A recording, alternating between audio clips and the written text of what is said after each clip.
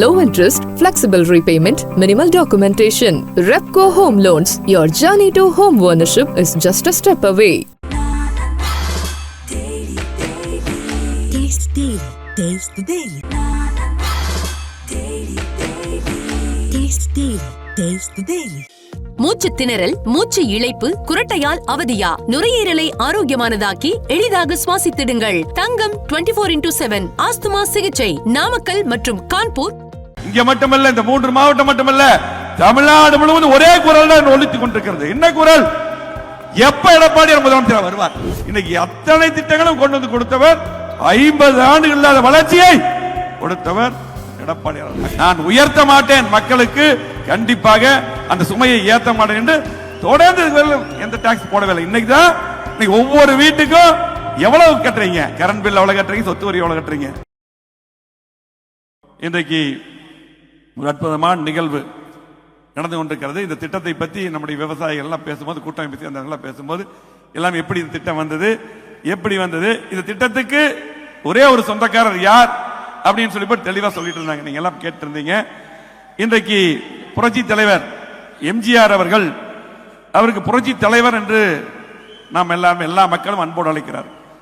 அதுக்கு பார்த்து சத்துணவு திட்டம் தந்த சரித்திர நாயகர், பல்வேறு திட்டங்கள் ஏழைகளுக்காக வாழ்ந்து மறைந்த தலைவர், பொன்மனச்சம்மல் கொடுத்து சிவந்தகர்களுக்கு சொந்தக்காரர் என வாரி கொடுத்து, அதுக்கு புரட்சி தலைவர் என்று தொடர்ந்து வெற்றியை மட்டும் பார்த்தவர். அதுக்கு புரட்சி தலைவர் எம்ஜிஆர் அவர்களை அழைக்கிறார்கள் அன்போடு. அதே போல புரட்சி தலைவி அம்மா அவர்களை புரட்சி தலைவி என்று அழைக்கிறார்கள். பல்வேறு திட்டங்கள் உங்களுக்கு எல்லாம் தெரியும். இன்றைக்கு முல்லை பெரியாறு அணையை உயர்த்தியவர். இன்னைக்கு பல்வேறு காவிரி பிரச்சனைக்கு தெரியும், அம்மா ஆரம்பிச்சாங்க, எடப்பாடியார் முடிச்சு கொடுத்தாரு, காவிரி மேலாண்மை வாரியம் அமைத்து கொடுத்தாங்க. தமிழகத்துடைய உரிமைகள் மீட்டெடுத்த தலைவி அம்மா அவர்கள். பல்வேறு திட்டங்கள் பாத்தீங்கன்னா, தொட்டில் குழந்தை திட்டம், மழைநீர் சேகரிப்பு திட்டம் என்று, தாலிக்கு தங்கம், அம்மா உணவு என்று சொல்லிட்டே போலாம். இதுக்கெல்லாம் கொண்டு வந்த அம்மா அவர்கள் புரட்சி தலைவி என்று அன்போடு அழைக்கிறார்கள். அதுக்கப்புறம் பாத்தீங்கன்னா, இன்றைக்கு எடப்பாடியார் அவர்களை புரட்சி தமிழர் என்று எதுக்காக அழைக்கிறார்கள்? இன்றைக்கு அந்த பெயருக்கு சொந்தக்காரர் எதனால்? இன்றைக்கு பாத்தீங்கன்னா, புரட்சி தலைவி அம்மா தந்த திட்டங்கள் மட்டுமல்ல, மக்களுக்கு தேவையான திட்டங்கள் இருந்த ஒப்பற்ற தலைவராக. உங்களுக்கு எல்லாம் தெரியும், இங்க இருக்க நம்ம 3 மாவட்டம் இருக்கோம், இங்க எல்லா திட்டம் வந்தது, கேட்ட திட்டத்தை பூரா கொடுத்தார்.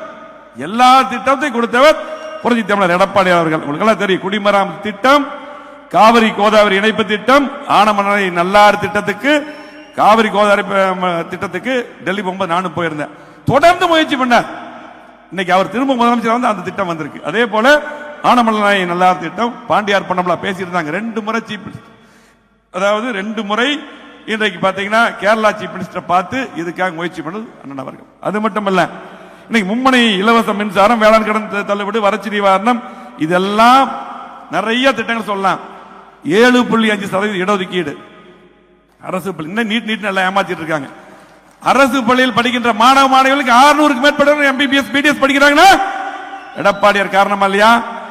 இதெல்லாம் தமிழ்நாட்டுக்கு எல்லா பக்கம் வந்தது. இந்த பகுதிக்கு எப்படி புரட்சி தமிழர் என்று அன்போடு அழைக்கிறார்கள் என்றால், இது போல திட்டங்கள். என்ன திட்டம்?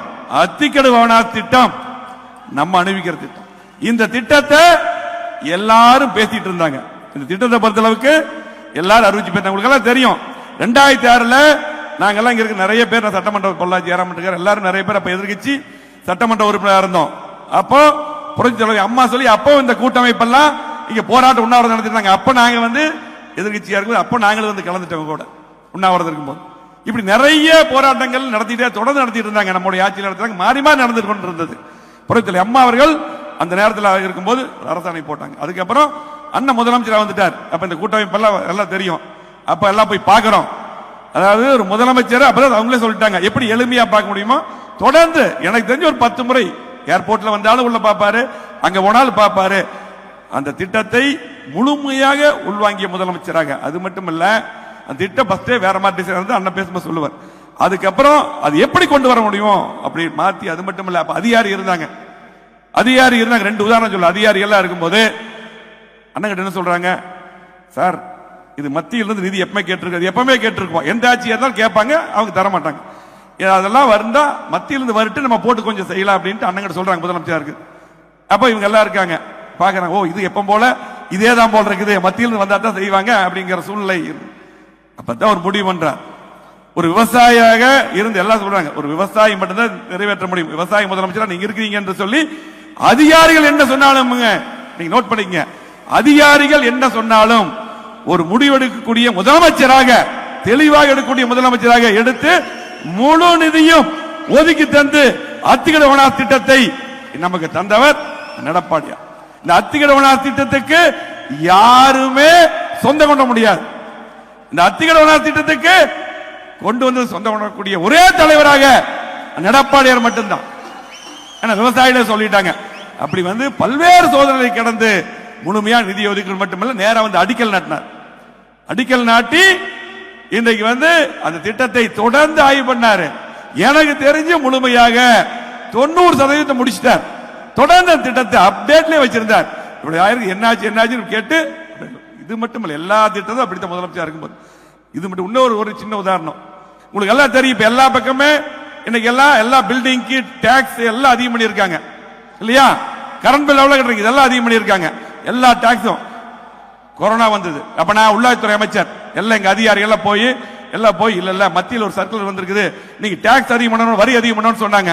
அவர் சொன்னார், அப்போ கொரோனா வந்து மக்கள் கஷ்டப்படுறாங்க, கொரோனா வந்தங்காட்டி இன்னைக்கு வருமானம் அரசாங்கத்துக்கு இல்ல, ஆனா மக்கள் கஷ்டப்படுறாங்க, கண்டிப்பாக அந்த வரியை நான் உயர்த்த மாட்டேன், மக்களுக்கு கண்டிப்பாக அந்த சுமையை ஏற்ற மாட்டேன் என்று தொடர்ந்து எந்த டாக்ஸ் போடவில்லை. இன்னைக்கு தான் ஒவ்வொரு வீட்டுக்கும் எவ்வளவு கட்டுறீங்க, கரண்ட் பில் எவ்வளவு கட்டுறீங்க, சொத்து வரி எவ்வளவு கட்டுறீங்க. இதுதான் எடப்பாடி. அது மட்டுமல்ல, உங்களுக்கு எல்லாம் தெரியும், இன்றைக்கு இன்னைக்கு அண்ணன் அவர்கள் நாராயணசாமி நாயுடு ஐயாவுடைய மணிமண்டபத்தை கட்டி நேரடியாக அம்மா அறிவித்தாங்க. முழுமையாக அதை கட்டி திறப்பலா பண்றதுக்கு நேரம் வந்தார். உங்களுக்கு எல்லாம் தெரியும், விவசாயிகள் எல்லாம் வந்திருப்பீங்க. நாராயணசாமி நாயுடு ஐயாவுடைய மணிமண்டபம் மட்டுமல்ல, காளிங்கராயர் அவர்களுக்கும் மணிமண்டபம் கட்டினது யார்? எடப்பாடியார் அவர்கள். பாத்தீங்கன்னா விவசாயி எப்படின்னு பாத்துங்க. நாராயணசாமி ஐயா அவர்களுக்கும் காளிங்கராயர் ஐயா அவருக்கும் மணிமண்டபம் அண்ணன் அவர்கள் அப்பதான் அறிவிச்சாருங்க. வந்து அந்த மேடையில மண்டபம் திறந்து வச்சுட்டு என்ன அறிவிச்சார்? அத்திக்கட வனார் திட்டம் 2 விடுபட்ட குளங்களுக்கு நீர் நிரப்ப திட்டத்தையும் அறிவித்தவர் எடப்பாடி.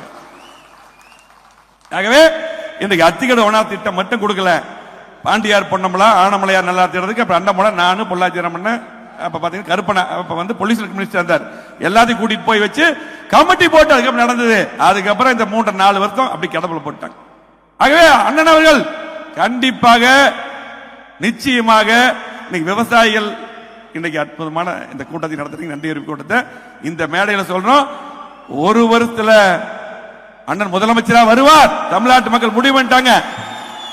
அப்பொழுது அத்திக்கட வனார் திட்டம் 2 நிறைவேற்றி விடுபட்ட குளங்களுக்கு போறாம் தண்ணீரை கொண்டு வருவார். அதே போல நீங்கள் எதிர்பார்த்து பாண்டியார் பொன்னமலா ஆனமலையார் நல்லா திட்டம் எல்லாம் 100 ஆண்டுகளாக எதிர்பார்த்த திட்டங்கள், இதெல்லாம் இந்த திட்டம் எல்லாம் வர வேண்டும் என்றால் ஒரே ஒருவர் தான் முதலமைச்சராக வர வேண்டும், அது எடப்பாடியார் மட்டும்தான் முதலமைச்சராக வந்தா திட்டம் நிறைவேறும். இது யதார்த்தம். இன்னும் நிறைய பேசலாம், பின்னாடி வந்து அண்ணன் பேசணும், அதை கேட்கறதுக்கு ஆர்வமா இருக்கீங்க. இந்த கோவை மாவட்டத்தில் திருப்பூர் மாவட்டத்தை உங்களுக்கு தெரியும், இந்த மீட்டிங் கோவை மாவட்டம். இன்னைக்கு கோயம்புத்தூருக்குள்ள போங்க, எத்தனை பாலங்களின் நாயகனாக எடப்பாடியார் இருக்கிறார் இல்லையா? அத்தனை கேட்டது பூரா கொடுத்த அத்தனை சாலைகள், கூட்டு குடிநீர் திட்டங்கள், இன்னைக்கு எல்லா திட்டங்களும் அவர் அண்ணன் பேச சொல்லுவார், எல்லாம் ஞாபகத்தில் வச்சிருப்பார். திருப்பூர், ஈரோடு, கோயம்புத்தூருக்கு கேட்ட திட்டங்களை பூரா கொடுத்தார். கூட்டு குடிநீர் திட்டங்கள், கிராம சாலைகள் பூரா, கிராம சாலைகள் நான் தான் அமைச்சராக இருந்தேன், எல்லா சாலைகள் போடப்பட்டது, அத்தனை சாலைகள் போடப்பட்டது, நெடுஞ்சாலைத்துறை எல்லா சாலைகள், எல்லா பாலங்கள், ஸ்மார்ட் சிட்டி திட்டம், இன்னைக்கு அத்தனை திட்டங்களும் கொண்டு வந்து கொடுத்தவர். 50 ஆண்டுகள் இல்லாத வளர்ச்சியை கொடுத்தவர் எடப்பாடி அவர்கள். ஆகவே இன்னைக்கு மக்கள் முடிவு பண்ணிட்டாங்க. இங்க மட்டுமல்ல, இந்த 3 மாவட்டம் மட்டுமல்ல, தமிழ்நாடு முழுவதும் ஒரே குரல் தான் ஒலித்துக் கொண்டிருக்கிறது. என்ன குரல்? எப்ப எடப்பாடியார் முதலமைச்சர் வருவார், எப்ப எடப்பாடியார் முதலமைச்சர் வருவார், நமக்கு மீண்டும் திட்டங்கள் கிடைக்கும் என்று இன்னைக்கு ஒட்டுமொத்த மக்களும் முடிவு செய்து விட்டார்கள். ஆகவே இன்னைக்கு பாத்தீங்கன்னா இன்றைக்கு அற்புதமான இந்த கூட்டத்தை ஏற்பாடு செய்து எங்களை எல்லாம் இந்த நிகழ்ச்சிக்கு அழைத்த இந்த கூட்டமை சேர்ந்தவர்கள், எத்தனையோ உண்ணாவிரதம், எத்தனையோ போராட்டங்கள், எத்தனையோ கஷ்டங்கள் பட்டு இங்க இருக்கீங்க. எல்லாரும் வந்து பேசிட்டு போயிருக்கிறோம், உங்களுக்கு கலந்துட்டு போயிருக்கிறோம், எல்லா கட்சிகள் இருந்தாலும் கூட இன்றைக்கு உங்களை எல்லாம் உங்களுடைய கஷ்டத்தை புரிந்து கொண்டு நிறைவேற்றுவார் எடப்பாடியார் அவர்கள் என்று சொல்லி உங்களுக்கும் நிகழ்ச்சி நடந்ததற்கு உங்களுக்கும் நாங்களுடைய நன்றியை தெரிவித்துக் கொள்கிறோம்.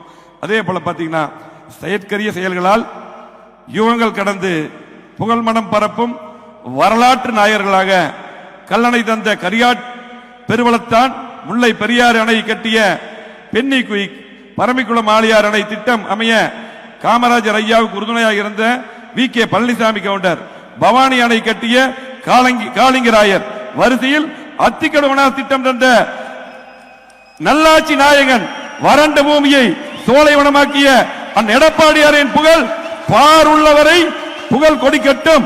அவரை வாழ்த்தி வணங்குகிறேன். நன்றி, வணக்கம். Low interest, flexible repayment, minimal documentation. Repco Home Loans. Your journey to home ownership is just a step away. Taste the Daily. Taste the Daily. Taste the Daily. Taste the Daily. மூச்சு திணறல், மூச்சு இழைப்பு, குரட்டையால் அவதியா? நுரையீரலை ஆரோக்கியமானதாக்கி எளிதாக சுவாசித்திடுங்கள். தங்கம் 24/7 asthma சிகிச்சை நாமக்கல் மற்றும் கான்பூர்.